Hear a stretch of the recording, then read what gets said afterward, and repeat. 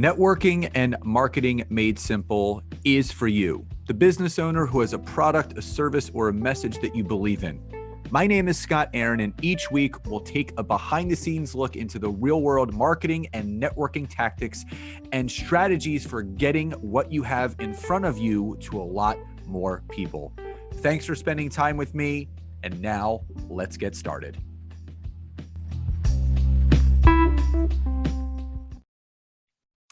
Hey, everybody, and welcome back to another episode of Networking and Marketing Made Simple. Super excited for today's episode for a number of reasons. One, it's an interview episode, and I know you guys all love hearing the journey and the story of other people and how they kind of transitioned into the life of entrepreneurship and obviously what they did in order to get to where they are and what they're continuing to do to climb that ladder and that mountain of success that they're looking to have. So I have Lara Baum with me today. We've connected multiple times offline. We're in a networking community together. She is a holistic health practitioner and health coach, and really has some interesting insights, not just on business, but on the holistic aspects of the way that we should be living. So with that being said, Lara, welcome to today's episode. Yay. Thanks for having me, Scott. Glad to be here. So before we dive into all the things that you're doing now, there's a couple things that my audience always loves to know from the get-go, a little bit more deeply about, how you're currently serving people, but more so what you feel or felt was that catalytic moment for you that kind of turned that entrepreneurial light bulb on that has had you on this path that you're currently on. Yeah, absolutely. For me, it was health. And it was what I was seeing in the health industry that made me be like, that's not right. And as a personal consumer, I got to a healing frozen spot in my journey, and I needed to have other options in my overall health plan that did not just include doctor's visits, but really examined and explored in between the doctor's visit that I now help other people do. I'm on a mission to change health so that everybody has access to holistic health, which really deals with our everyday lifestyle choices. It's being able to change the diet successfully, being able to get outside and exercise more with coaching, which is that space in between those doctor's visits. Awesome. So what do you feel prior to what you're doing right now? So a little bit of your history. So what did you do for a profession or work or industry that you came from in where you are right now? I've always been wildly independent. It's just from my background. I was a person who was adopted, and I don't have the formality of seeing things through the norm. I've always been kind of anti and seeing outside the box ever since I was a kid. I was trained in theater. My first stage show was a production of Annie when I was 4 years old. My first equity production was when I was 8 years old. So I've never had a normative life. And because of that, I have such an interesting multi-dimensional way of seeing things. And that's really valuable when helping other businesses really tap into their emotional core as to why they want to serve. So again, I'm on a mission to change health. If that means I'm directly coaching people in their own health, that's one thing. If I'm serving a product to help them engage everyday herbalism and everyday healthcare, that's another thing. And then I'm also helping other health businesses be able to magnetize and strengthen their core messaging. That's what it is too. So that we can all better health and make this lifetime, the lifetime that we're in, be the change that people can actually get to these lifestyle changes. Not just talk about them, not just be told general recommendations from their doctors, really have step-by-step processes to incorporate wellness changes, because 90% of all diseases originate with stress. So we have to actually be able to deal with it. So what do you feel is the number one or main misconception when it comes to holistic wellness and holistic health today? I think the biggest misconception in Western, in the United States, is that holistic health is this other health, when really all the medical knowledge tells us that holistic health directly deals with lifestyle management. And when 80% of the diseases of the world that kill people every year, Scott, Aaron, are lifestyle diseases, we really need to start thinking about lifestyle medicine. So I'm getting in front of insurance companies, right? I'm getting in front of the people that are going to really make these decisions, that are going to say, yes, in this box, you get this many hours of acupuncture a month, this many numbers of holistic therapy, this many hours of nutrition. Because if doctors can make general guidelines and say to people, yeah, you should lose some weight, yeah, you should think about your nutrition, but then not have an appointment set up for you to meet in a scheduled way with a nutritionist, we're doing a disservice across the board. And we're not going to see the results, the long-term results that'll really start shifting the major lifestyle disease outcomes. So diabetes and heart disease. It's interesting because, I was a certified sports nutritionist for, a decade and a half, and was in, the health and wellness industry for almost 2 decades.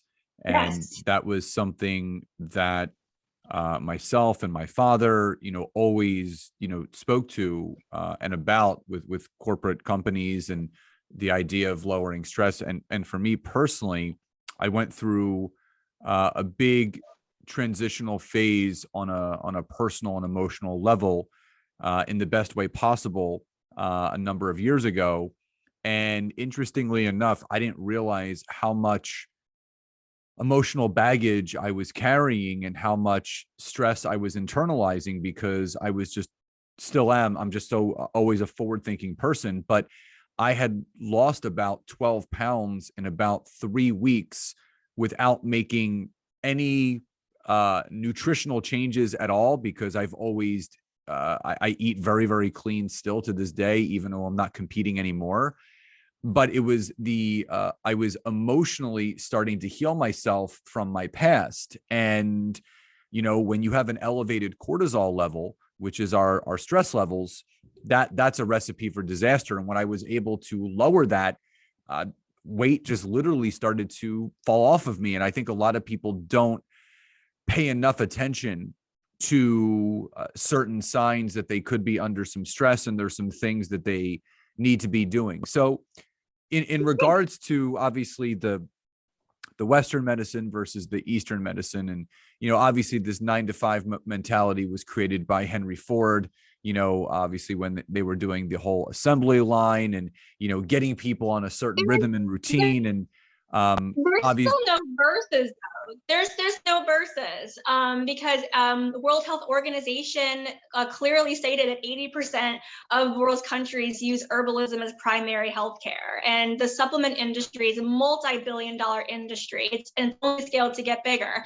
The issue just becomes the accessibility and the ability to translate, and fill in the spaces that are not fulfilled, and seeing coaching as that valid doing that, because coaching is not the same as someone telling someone what to take. It's the space of allowing them to learn how to take it every day in a successful way.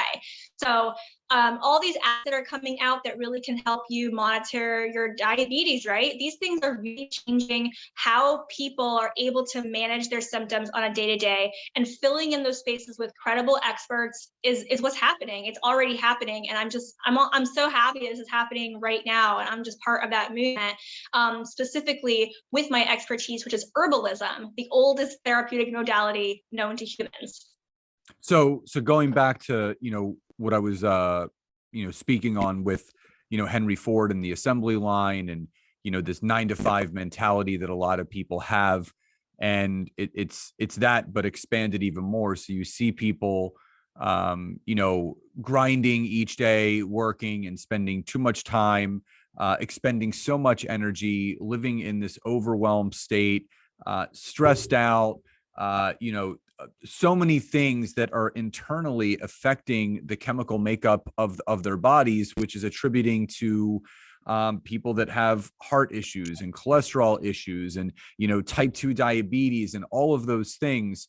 So what can the general population, or more so the corporate side of things, where there's not enough, I would say, internal and external things for people to focus on, whether it's doing corporate yoga or, like you said, corporate acupuncture, what can be really done on a large scale to start shifting the needle in a different direction where people are actually getting healthier, as opposed to the route that a lot of people are going on, which is they're seeing a decline in their health?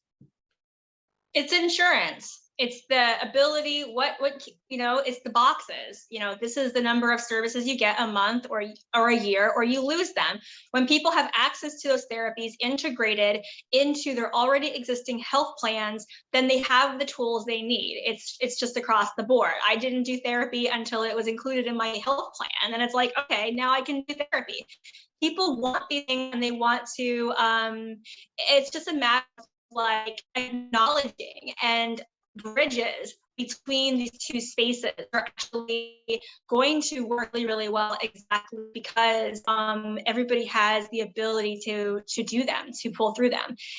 Doctors make recommendations. We know this. They make recommendations, and the recommendations need follow-up, they need context, and they need plans so that we have success in the long-term data when it comes to these kinds of insurance decisions. So with everything that you're doing now, what do you feel has been, on a personal level, the greatest challenge or obstacle that you had to face to, overcome to become better on the other side, that you're then able to speak to and help others with maybe something that they're struggling in some way, shape, or form? Yeah, it's the positioning. That was and that's what I'm really, really gifted at, to helping other business owners do. So really understanding what it is they're trying to do. What is the outcome, the long-term goal that they have in place? What's the mission? What's the desire? The thing that you're really gets you going emotionally and puts fire behind your reason why. And finding that why really dictates all the sales mechanisms in our businesses, and all the messaging. So really becoming, really grounded in our story and in the story and the outcome that we want to see happen. So looking back, has there been a specific book or person or mentor that really lit the spark for you, with everything that you're doing now? Well, yeah, I mean, I worked with a wonderful business coach, Camelia Gornia, and she's based in San Diego, California. And it was wonderful. But the way that she packaged her program, I got access to several mindset coaches as well as her sales coaching. So it was just a really fantastic multidimensional approach. And I definitely have incorporated that sense of multidimensionality in how I package my things now. Because mindset was super critical. I was making things way too hard, way too convoluted. My messaging was not clear. That really got in the way of me being able to see a clear path for my customer journey, and what it is that I was actually trying to do. So once I got that messaging down, then it became clear where and how I was going to be moving into ease and least resistant, lowest hanging fruit with my sales, because it comes from the place inside and the inner and outer why for why this is happening to begin with. Brands that have clear missions have really awesome creative ways to build community, and it's that community that really, really propels the message, and everybody feels like they're participating in something greater than just purchasing a product. So what's the biggest thing that you're currently focusing on that's still a kink in your hose, that that there's room to be improved in order to get to your next best level? Yeah, so refining my offers, because that's all it is at this point. Once you have an offer and you are working on it with clients, it's really being there to engage that client customer experience and gather as much data and information as possible about what things really worked, what things didn't, so that the offer just becomes as rinse and repeat as possible for future clients and future customers.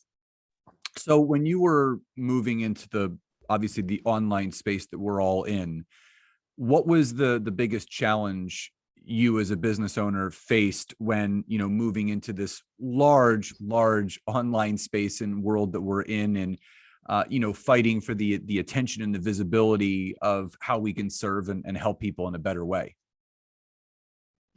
Well, I think for me, it was just the technical setup actually for how to be consistent on a repeat way, and understanding that consumers generally need cycles of content rather than just one thing and then it dissolves or dissipates.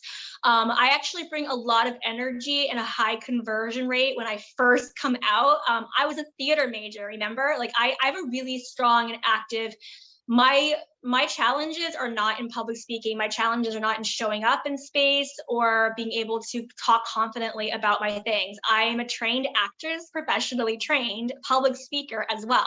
So I really have an understanding of those things. For me, it was the concept of repetition that I needed to begin to master, which I'm still mastering. And that is, how to come at people in multiple directions so that they really keep you on their mind when they're making decisions, which really matters in that sales customer journey.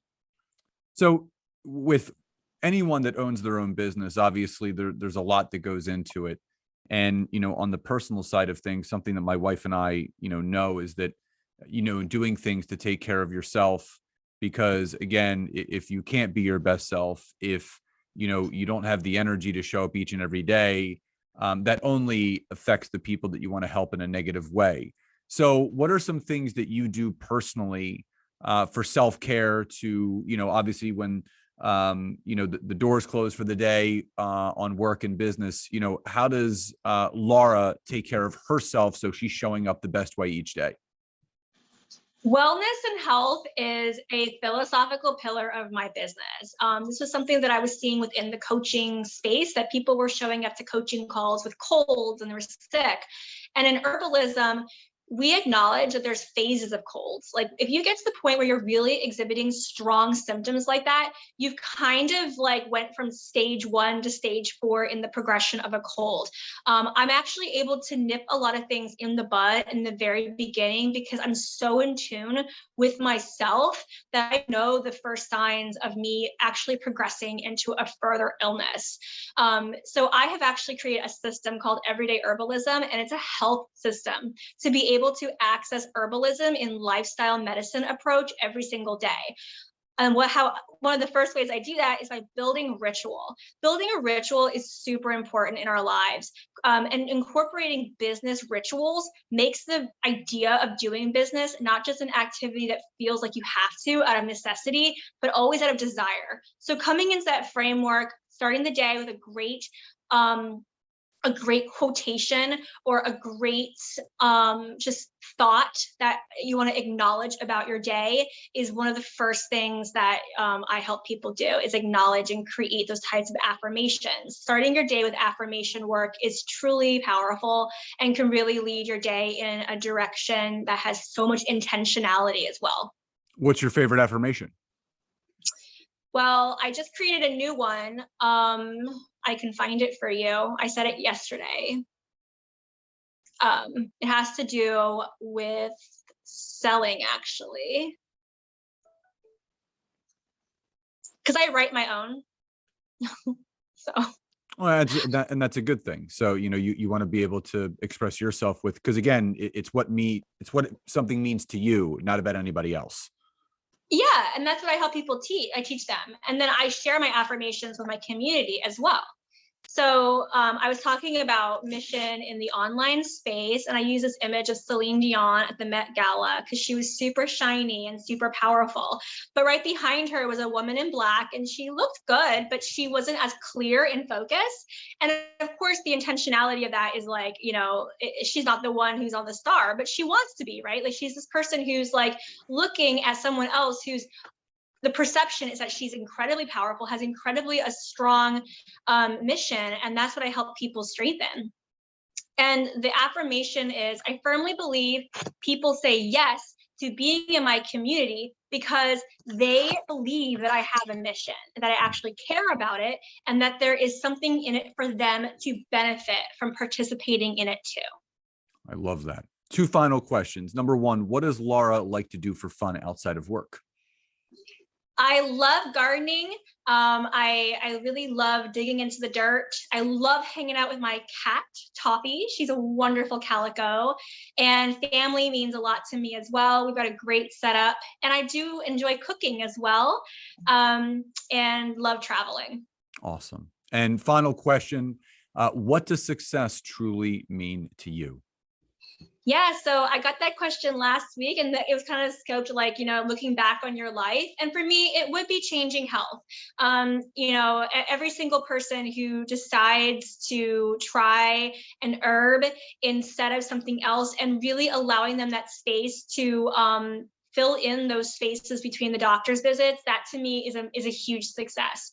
I would say that I love my one-to-one work, and I think that stuff is so powerful. It's been very powerful, but I do also want to make sure that I'm like, I want something to be packaged up for a larger space as well, because it's really a really important agenda, and it affects so many people. Yep, we can't have wealth without our health. I mean, that's first and foremost. So completely agree. So Lara, thank you so much for being here today. I know there was so much for the audience to take away, and just truly grateful for the time that you spent with us today. Oh, thank you so much. So everyone, as always, hop over to iTunes or Spotify, wherever you're listening, leave a rating and review. Let us know what you loved most. And we hope you enjoyed the episode. So please enjoy the rest of your days, and I'll talk to you next time. Bye, everyone.